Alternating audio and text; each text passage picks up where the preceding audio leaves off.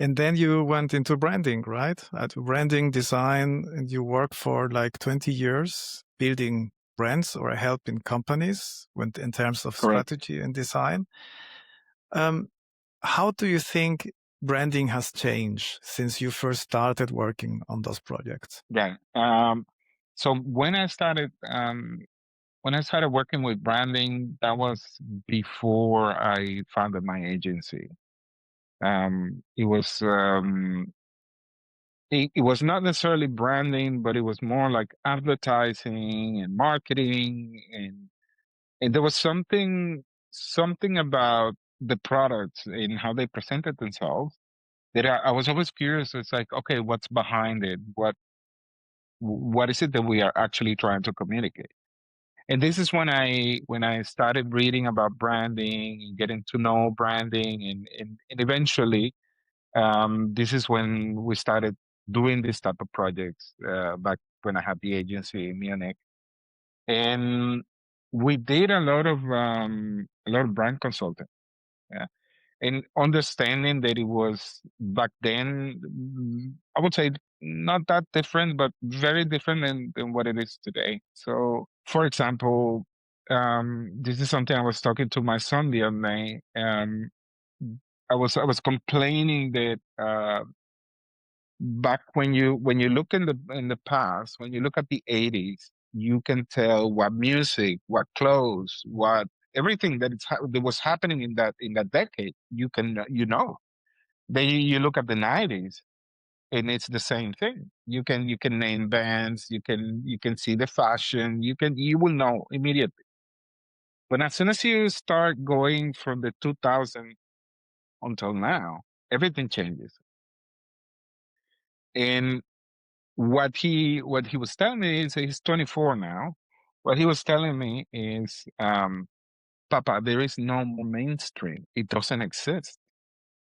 So it was easier for us, like let's say 15 years ago, still even 20 years ago, we had a single television channel or a TV with many channels, but it was something that everybody will sort of tune in. So you have like a one to many sort of channel, communication channel in that way. So it was a lot easier, like advertising and creating a story and just sort of creating a message, creating a world that you could sell to people, or you can tell the people this is what we are about, this is what the product is about. Um, but then technology changed all of that. So we went from having this mainstream to having all these like disconnected networks or sort of decentralized networks where people just go and consume whatever they feel like it's talking to them. Yeah. And it is not so much is not so much about, oh, what is the story that you're trying to tell me, but it's more about, oh, do I like what you're doing? Do I think it represents my values? Do I think that this is something I would like to be associated with?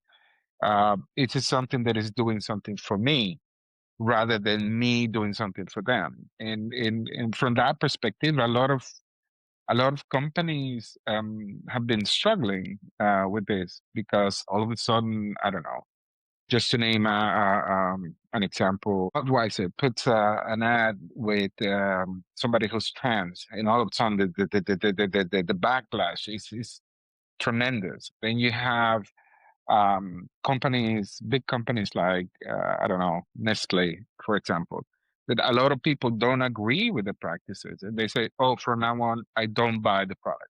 And you have even brands that are not even that old, like Spotify, but you probably remember when Spotify came about, right? Yeah, of course. And they've been involved in so many scandals lately that everybody's like, well, I'm changing from Spotify to something else.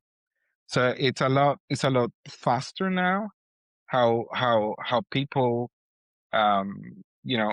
change from one to the next, and also it's a lot more transparent. So so brands cannot just do whatever they want, but rather they they have to be careful. It's A lot of people talk about this cancel culture, and there's a little bit of truth in that, right? Mm, That it is so easy for me to change from one service to another service just because I don't think it represents my values or I don't want to be associated with.